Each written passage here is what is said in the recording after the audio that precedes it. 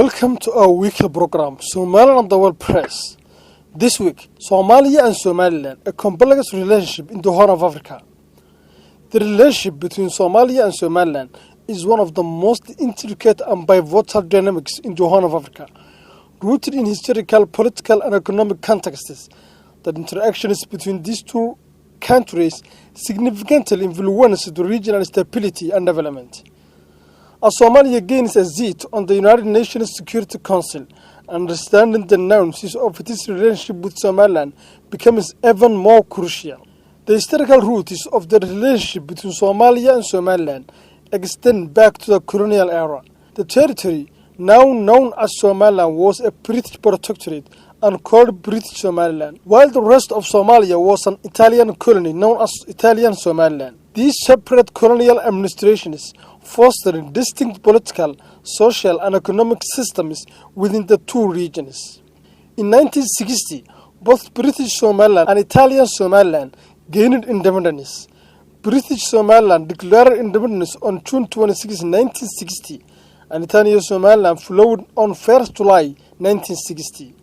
Shortly after gaining independence, the two regions merged to form the Somali Republic, driven by the shared desire for a unified Somali nation encompassing all ethnic Somalis, including those in neighboring regions such as Djibouti, Ethiopia's Ogaden region, and Kenya's northern frontier districts, or as known as NFD. The early years of the unified Somali Republic were marked by efforts to integrate the different administrative systems and cultures of the two former colonies. However, the merger was fraught with challenges, as the northern region, or former British Somaliland, often felt marginalized by the southern-dominated government based in Mogadishu. The military rule and the centralization. The situation deteriorated further after a military coup in 1969 brought Ziad Barre to power. Barre's regime pursued a policy of centralization and authoritarianism, exacerbating regional disparities and alienating many northern Somalis. The government's harsh policies and human rights abuses, particularly against the largest clan in Somaliland, led to growing dissent. The Somali Civil War and Somaliland's declaration of independence in 1991. The discontent in the north culminated in the formation of the Somali National Movement, or SNM, in the 1980s, which led a successful armed resistance against Barre's regime. Following the regime's collapse in 1991, the SNM declared the independence of Somaliland on May 18, 1991. This declaration was based on the perceived failure of the unified state and the desire to establish a government that could ensure peace, stability, and development in the region. Establishment of Somaliland's government and institutions. Since declaring independence, Somaliland has developed its own political system, distinct from Somalia's. It has held regular democratic elections, established a constitution, and maintained its own security forces. The relationship between Somalia and Somaliland remains tense, characterized by sporadic, even inconclusive dialogues. Several attempts at negotiations have taken place over the years. However, these talks have not led to any significant breakthroughs. Political landscape of Somalia and Somaliland.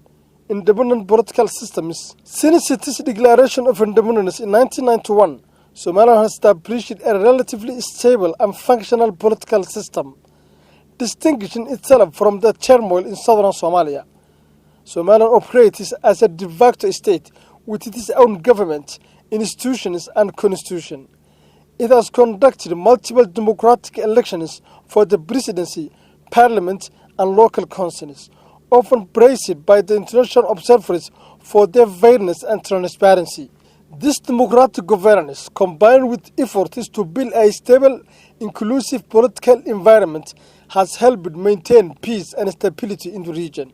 The political structure of Somaliland includes an executive branch headed by the president, a bicameral legislature consisting of the House of Representatives and the House of Elders, or Gurti, and an independent judiciary. The House of Elders, composed of traditional leaders, plays a significant role in conflict resolution and maintaining social order, reflecting the integration of modern governance with traditional practices. In contrast, Somalia faces considerable political challenge. Since the collapse of Ziad Barre's regime, Somalia has experienced prolonged periods of instability, characterized by civil war, clan-based conflicts, and the rise of militant groups like Al-Shabaab. The Federal Government of Somalia, or FGS, established in 2012, operates under a federal system intended to decentralize power and promote local governance. However, its authority is often limited to Mogadishu and a few other regions with varying degrees of control and influence over the rest of the country. Political infighting, corruption, and the ongoing uncertainty have hindered Somalia's progress towards stability. Efforts to build a cohesive national government are frequently disrupted by power struggles among political elites and regional leaders, further complicating the situation. International support, including peacekeeping forces from the African Union Mission in Somalia, or AMISOM, and subsequently the African Union Transition Mission in Somalia, or ATMIS, has been important in maintaining a semblance of order. But lasting peace and effective governance remain elusive. The political relationship between Somalia and Somaliland is characterized by a lack of formal dialogue and persistent tensions. Despite periodic attempts at negotiations, there has been no sustained or successful dialogue process. Several factors contribute to this impasse. Somalia's political instability. The internal conflicts and political instability within Somalia make it difficult for the federal government to engage constructively with Somaliland.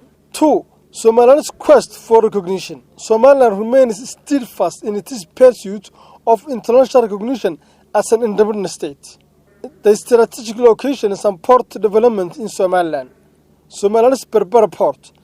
Somaliland's strategic location along the Red Sea coast has endowed it with significant economic potential, particularly through the development of the Berbera port. Historically, Berbera has served as a key port in the region, and its recent upgrades and expansion projects, partly funded by the United Arab Emirates and DP World, aim to transform it into a major hub for trade in the Horn of Africa.